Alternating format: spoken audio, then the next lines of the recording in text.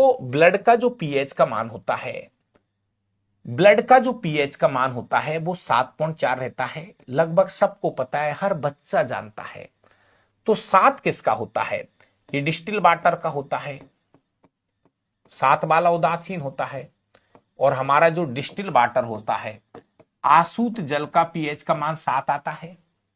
लार का पीएच का मान खाना खाने से पहले। इसके बाद milk of magnesia, milk of magnesia का पीएच का मान होता है 10। दोस्तों आसूत जल जो है उसका पीएच का मान 7 होता है। लार का पीएच का मान खाना खाने से पहले 6.8 होता है। खाना खाने के बाद लार का पीएच का मान बढ़ जाता है, लगभग 7 से 7.5 हो जाता है। ब्लड का पीएच का मान 7.4 है। अगर पीएच का मान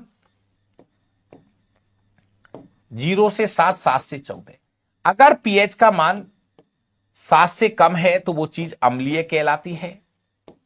अगर पीएच का मान 7 है तो वो चीज उदासीन होती है, और 7 से ज्यादा है तो वो विलयन कैसा रहता है? क्षारीय। तो अभी हम आगे क्वेश्चन आ रहा है, ब्लड का पीएच का मान 7.4 होता है। तो अगला क्वेश्चन है कि ब्लड की प्रकृति कैसी होती है? प्यारे विद्यार्थियों 0 से 7, 7 से 14, तो यहां है ब्लड का पीएच का मान। तो कम क्षारीय होता है, होता तो क्षारीय है लेकिन दुर्बल क्षारीय होता है, कम क्षारीय। हमारा जो खून होता है वो दुर्बल क्षारीय प्रकृति का होता है। दोस्तों ब्लड का पीएच का मान 7.4 और ब्लड की जो प्रकृति होती है वो होती है दुर्बल क्षारीय। दोस्तों कि ब्लड का सर्वाधिक भाग कौन बनाता है? तो आप सभी को पता होगा, सीधे सीधे क्वेश्चन है आज। तो कहते ब्लड में लगभग 55% प्लाज्मा होता है। ब्लड में लगभग 55% प्लाज्मा होता है, जबकि 45% मात्रा में कार्पल्स या कणिकाएं पाई जाती है। ब्लड में 55% प्लाज्मा होता है। तो क्वेश्चन पूछा है कि ब्लड का सर्वाधिक भाग कौन बनाता है? तो इस क्वेश्चन का राइट आंसर होगा प्लाज्मा। ब्लड का 55% भाग प्लाज्मा बनाता है, जबकि 45% भाग कार्पल्स या कणिकाओं से बना होता है। ब्लड में प्लाज्मा की मात्रा कितनी होती है? तो ब्लड में 55% प्लाज्मा होता है प्यारे विद्यार्थियों। इसके अलावा प्लाज्मा में जल की मात्रा, देखो दोस्तों बढ़िया अच्छा डाटा आया है। ब्लड में 55% प्लाज्मा होता है, ब्लड में 55% प्लाज्मा होता है, और इस प्लाज्मा में 90 से 92% मात्रा में जल रहता है। इस प्लाज्मा में 90 से 92% मात्रा में जल पाया जाता है। इस प्लाज्मा में 90 से 92%। निम्न में से कौन सी प्रोटीन प्लाज्मा में नहीं पाई जाती है?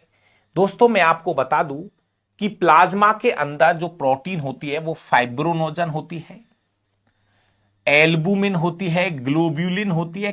कैसीन प्रोटीन प्लाज्मा में नहीं होती है। ये कैसीन प्रोटीन दूध में पाई जाती है। इसके अलावा दोस्तों प्लाज्मा में जो मेनली प्रोटीन पाई जाती है, प्लाज्मा जो होता है हमारा खून का भाग है, इस प्लाज्मा में एक फाइब्रोनोजन प्रोटीन होती है, एक है आपकी एल्बुमिन, एक है ग्लोब्यूलिन, एक है प्रोथ्रोम्बिन। और भी प्रोटीनें हैं। तो ये जो प्रोटीन है ये प्लाज्मा में पाई जाती है। प्लाज्मा में, खून अलग चीज है, प्लाज्मा के बारे में पढ़ रहे हैं अभी, खून के बारे में। खून में तो और सारी भी प्रोटीनें हैं, प्लाज्मा की बात हो रही है। एक अच्छा क्वेश्चन है, सीरम किसे कहते हैं? दोस्तों मेरी बात को आप समझिए।